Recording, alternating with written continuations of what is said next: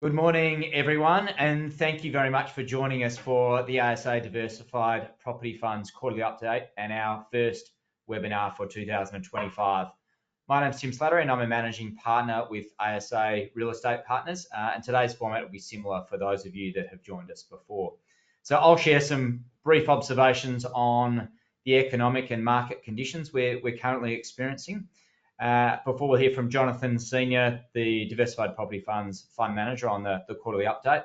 And then finally, I'm pleased to let you know that we are also joined today by Mr. Matt Mitchell. Matt is our Senior Asset Manager, and he's going to give us an in-depth look at what may well be Australia's two best performing service stations, the Twin Service Centres in Wyong, located north of Sydney on the M1 motorway. For your convenience, today's session will be recorded and will be emailed out to you and also posted online on our website.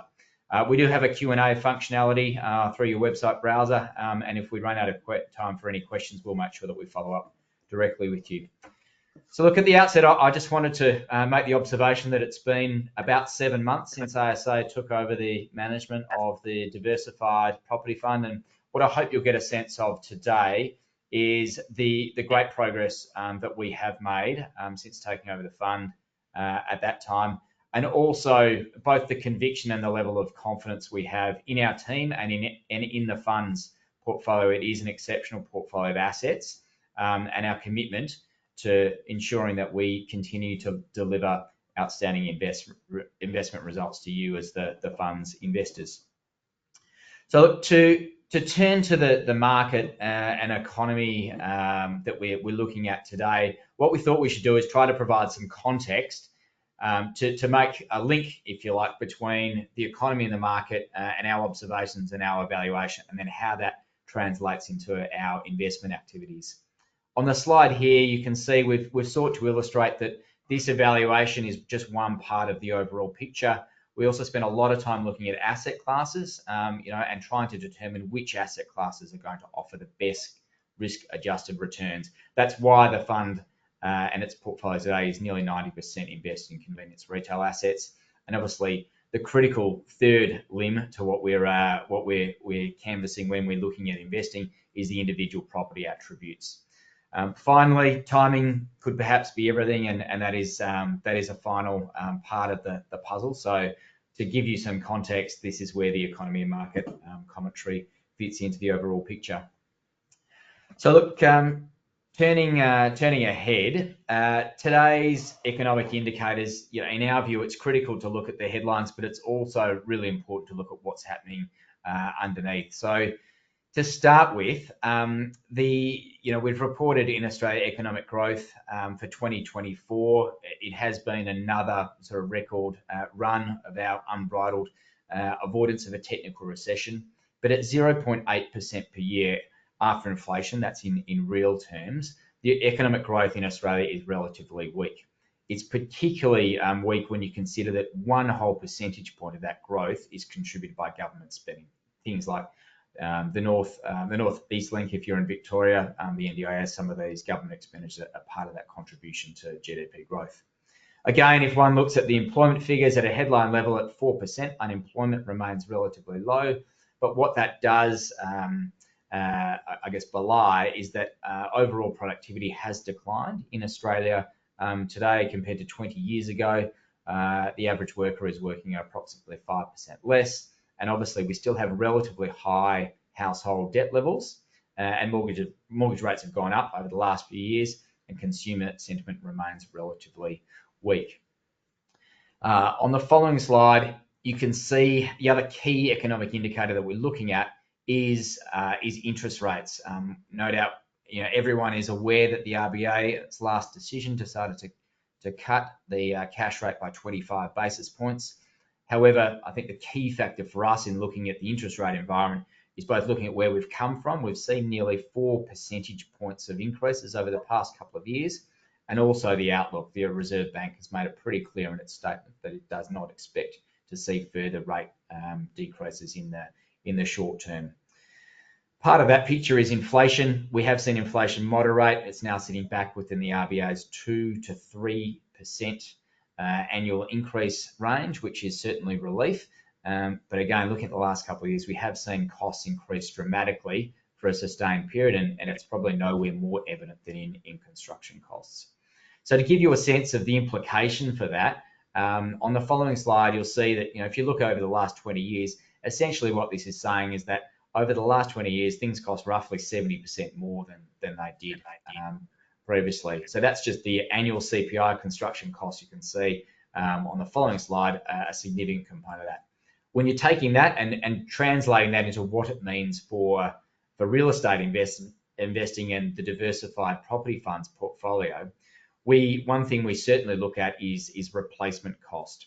And the question is, okay, what would it cost to replace the DPF portfolio from the ground up today? So this analysis leaves aside the Wyong service centres. They've got 20 years of cash flow. It's not really an apples with apples comparison.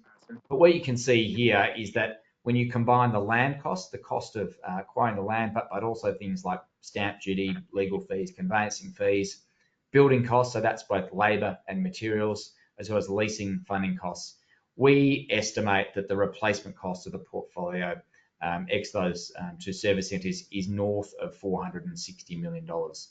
So what that means in context, if you compare that figure to the figure that our independent valuers have placed on those assets, the cost of replacing the portfolio is roughly 25% more than where it's valued today. So the implications of that are that if you're a property developer trying to produce a competing property, either you need to be able to extract 25% higher rents from those tenants, or you need to accept a 25% lower return, in simple terms. So the key takeaway from all that for us looking at the diversified property funds portfolio is that there is a good level of underlying support for strong continuing occupancy levels. The portfolio is nearly 100% occupied. Support for leasing renewals when leases expire with existing tenants, and also support for ongoing rental growth. So that's I guess a snapshot of some of the key economic indicators and how we're factoring them into our view on commercial real estate investing.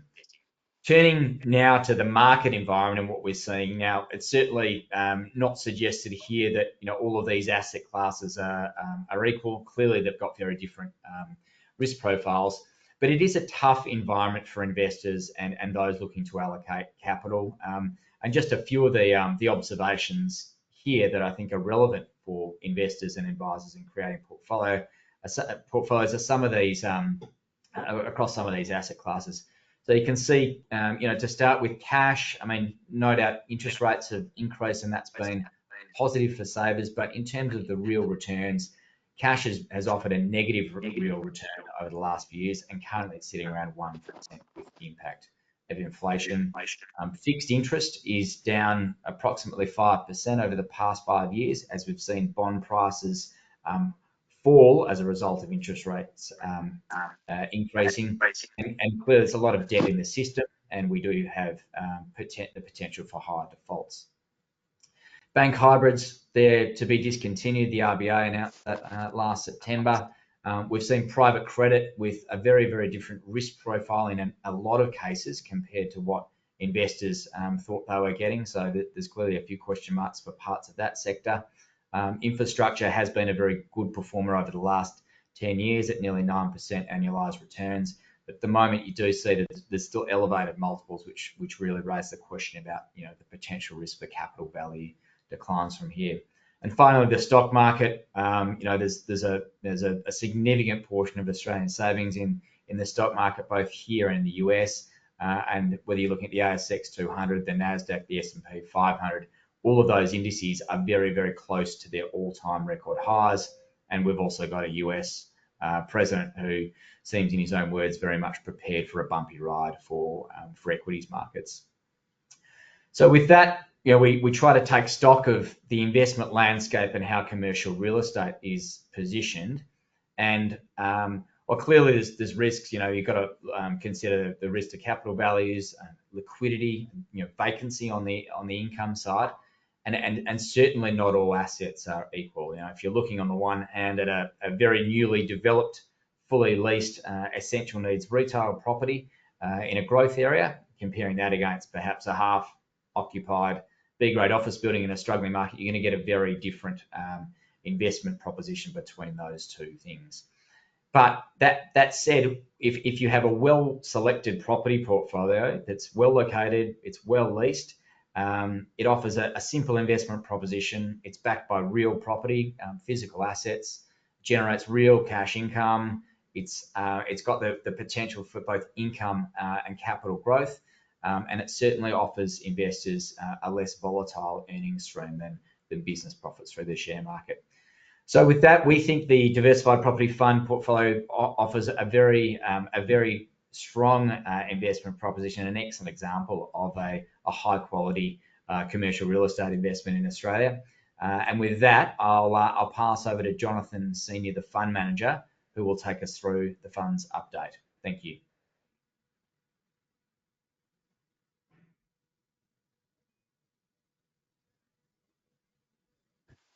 Thanks very much, Tim, and good morning, everyone. As we reach the halfway mark of the financial year, the fundamentals of the DPF portfolio are in great shape, and this continues to drive the sound long-term absolute performance of the fund. At 31st December 2024, a 10-year total return per annum of 10.2% has been delivered to investors, and as shown in the next chart, the fund has, over the last 5 years, significantly outperformed its unlisted property fund peer set. In terms of the portfolio, occupancy currently sits at 99%, and very pleasingly, the retail assets are now 100% leased. The weighted average lease expiry is just under 10 years, and all of our FY25 leasing renewals have been completed with a 5.3% positive leasing spread achieved, which is the difference between the new rent that has been achieved in the deal and the rent that was sitting there on expiry. That really points to the health of the underlying portfolio and the strength of the asset management that's being undertaken on the assets. Tenant arrears remain minimal, and all these factors combined continue to underpin the 7.2 cents per unit annual distribution, which at the current unit price reflects a pretty attractive 7.2% yield, and we expect this to be approximately 70% tax deferred. Turnover or sales performance in the retail assets remains particularly strong, with supermarket sales across the portfolio increasing 15% year on year. Reading Cinemas, pleasingly, at Busselton Central has now also hit its straps and has traded up 42% on the same time last year in December. This has come about due to a greater provision of blockbuster film content, which has hit the screens after the US actors' strike in 2023. Annual customer visits at our flagship Blackburn Square retail asset now exceed 4 million, and that asset is 100% leased with Melbourne-based co-working operator Waterman Workspaces to take up the last remaining vacant site by mid-year. And at Busselton Central, lease documentation is underway for a new Greek restaurant to occupy the last remaining food and beverage vacancy from the development. And we've also agreed terms to replace Rockman's, who went into administration late last year, with a new Jamaica Blue cafe. ASA's house view is that asset valuations, and the read-through of that is any further downward pressure on the DPF unit price, is very close to the bottom in this current property cycle. And we saw signs of that with a 0.7% valuation uplift achieved across the portfolio in the December quarter. The ASA team is closely monitoring the broader commercial property market for opportunities to ensure the DPF portfolio remains best positioned for growth as we move into the next phase of the property cycle. On the capital management front, we completed the refinance of our $280 million loan facility on improved pricing and terms, including increasing our LVR covenant from 55% to 60% and reducing our ICR covenant from 1.75 times to 1.5 times. Pleasingly, we have no debt maturities now to worry about until December 2027, when 50% of the facility matures, with the remaining 50% maturing 12 months later in December 2028. Gearing, however, does remain at 50%, which is above the upper end of the stated target range of 35 to 45%. And as we mentioned in our last update, we continue to explore various capital management options for the fund to bring that gearing back into the target range. This includes ongoing promotional activities and awareness of the fund to bring new equity in, and where it makes sense, the prudent divestment or sale of assets. In this regard, we now have our Balcatta in exclusive due diligence, having entered into a conditional contract of sale in line with the last stated book value. Assuming this deal completes, which we expect to take place before 30 June 2025, sale proceeds will be used to pay down debt, which will reduce that gearing by approximately 1.5%. I'll now pass over to our Senior Asset Manager, Matt Mitchell, who will run you through one of the linchpin assets in the fund, the Wyong Twin Service Centres in New South Wales. Thanks again for your time this morning and for your ongoing support.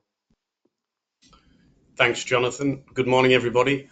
I'll be talking to you about the Ampol Twin Service Centres at Wyong. For those unit holders that are unfamiliar with this asset, we've prepared a short video which provides an overview of what the asset is and where it is. After the video, we'll pick up again and delve into the centres in a bit more detail.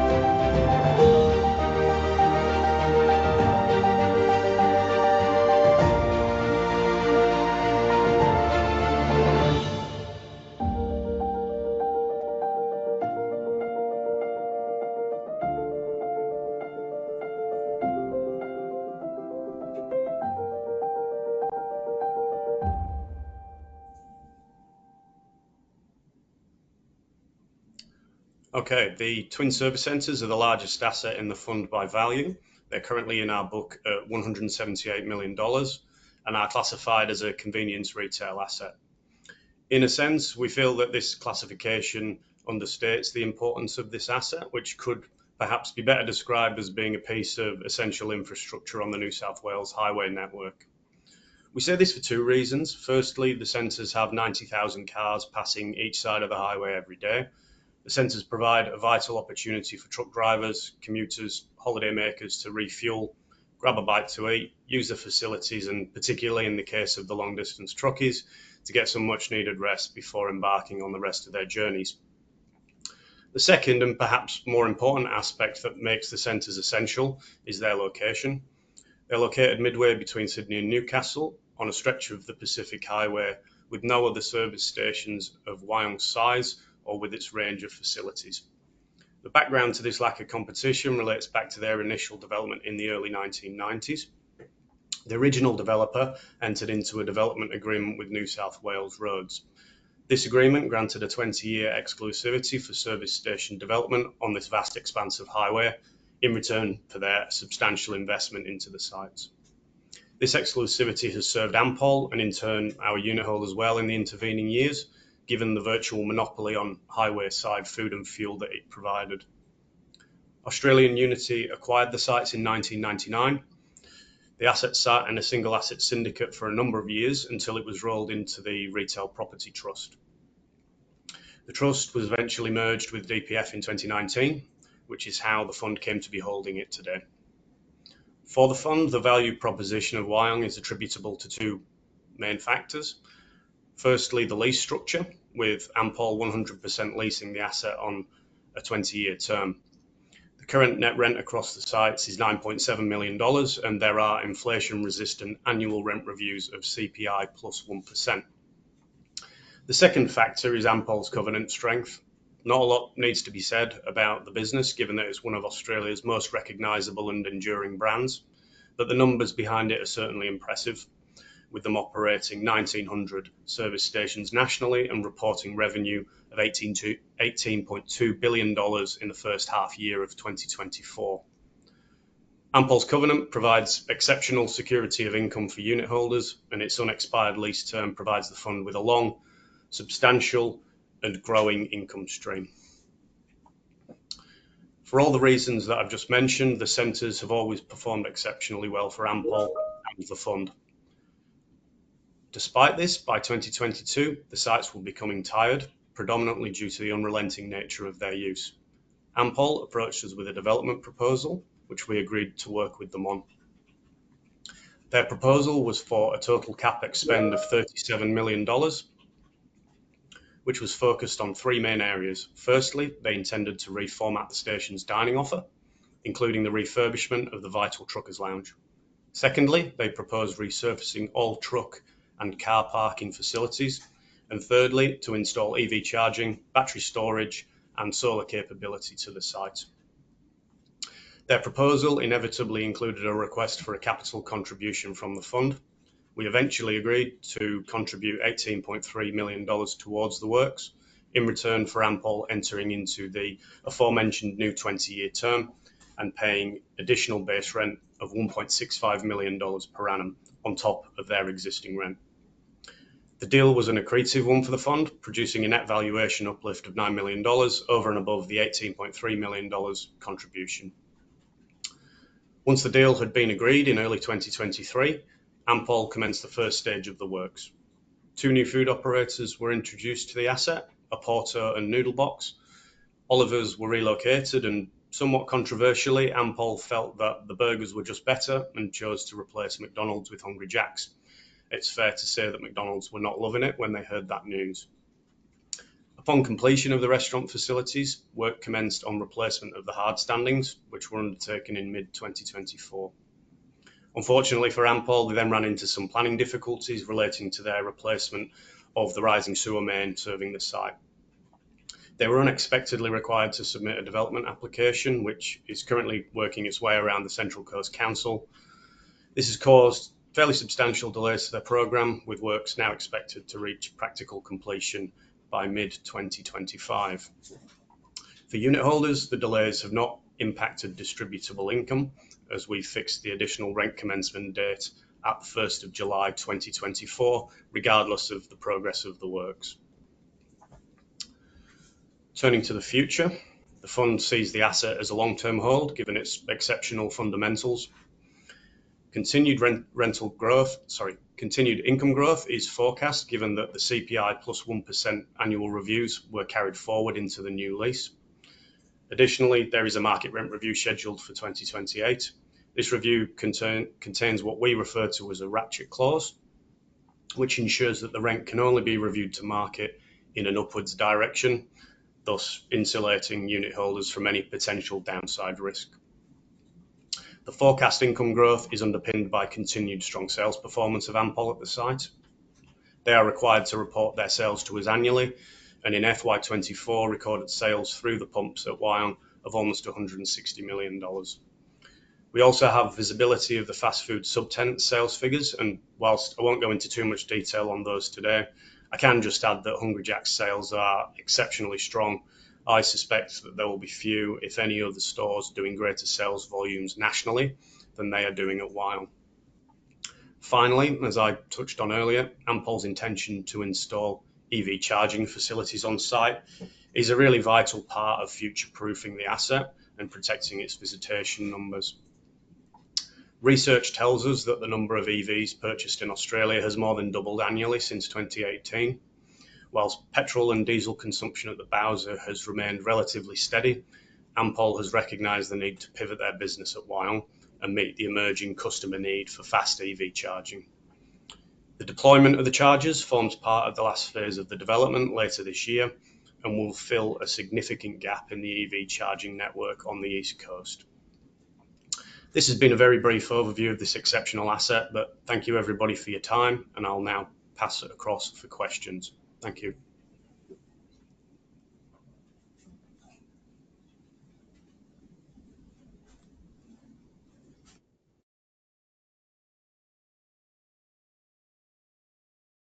Thanks very much, Matt. I hope that gives everyone a good sense of just the quality of that asset, and also I think the exceptional job that the team have done in extending those leases and setting up the capital contributions. So we've just got a couple of questions here that we'll turn to quickly. I'm happy to take the first one, and then I'll invite Jonathan to answer the second one. The first one is, how's the fund progressing with its liquidity? So the short answer is that we're very aware of the need to re-establish the liquidity measures for the fund, and we are making good progress. There's a number of objectives. First, we need to bring the gearing down, so you can see that with the investment in the portfolio, valuation increases that we expect to deliver are a part of that, as well as the asset sale, and in particular the asset at Balcatta will have a significant reduction on gearing, which will help. We're also very conscious of the need to introduce new equity to the fund, and there's certainly been a number of measures to bolster and upgrade the fund's marketing efforts to introduce new equity. So we'll keep everyone appraised of that, and we're very much focused on the need to introduce or re-establish the liquidity measures for the fund. The second question goes to the growth opportunities for the fund, and Jonathan, if you're there, I might just ask you to come back online to answer that one for us. Thanks, Tim. Just in terms of the DPF portfolio, sort of as it stands, is somewhat mature. There are still opportunities to grow the assets and the earnings and the valuation of those assets organically. But we have undertaken a significant development program over the past 2 years, and as I said in my presentation, we are looking for ways that we can generate growth over and above what we can out of the existing portfolio. I guess we do have a broad mandate in DPF in terms of what asset classes we can invest in, and we're probably a bit indifferent as to where that lies in the future. We are looking very actively, and that's across the whole ASA business, and that's one of the real strengths of having ASA as the fund sponsor, given the depth of expertise in this space. Retail has served us well in the past, and we have made portfolio allocation decisions in the past. We exited the office asset in Parramatta in 2022, and that's served the investors very well. And we also invested an industrial asset around the same time, sort of on a yield in the low 4%. So I guess I know that's not really a definitive answer, but what we're looking for is across the commercial property spectrum for those opportunities which will deliver the best risk-adjusted returns and the best outcomes for our investors. So we're looking very thoroughly across the board, and that will be the thought process, rather than being sector specific. We'll look for those best risk-adjusted returns, so long as that fits within our investment mandate, strength of lease covenant and the like. And then finally, there's just one question regarding what we anticipate the future returns will be, which I'm happy to take. So the fund has both an income and a capital growth objective, and the fund has been very successful in delivering on that objective. Its annualized total return over the last 10 years exceeds 10%, and a $10,000 investment would be worth roughly $27,000 today. So that gives you a sense of the target. So we're aiming for a 10% compound return over the medium to long term. The fund's current distribution yield of 7.2%, with approximately 70% tax deferred, does make up a significant component of that. And you can see that, with the funds leasing statistics, it being nearly fully leased, we feel like that's certainly a sustainable level of distribution. And we will continue to see income growth as those CPI and fixed increases across the portfolio naturally flow through to the cash flow for the fund. So in terms of the outlook, we expect the distribution, the distribution rate at roughly 7.2% to continue, and then we would hope and expect that we'll be able to succeed in meeting the fund's target returns at a return of north of 10% per annum. So look, with that, thank you all very much for joining us today. If you have any feedback or further questions, please feel free to contact us. And if you'd like to access this or forward it on, it will be emailed to you and sent up on the website. Thanks again. We appreciate your support and look forward to seeing you next time. Thanks.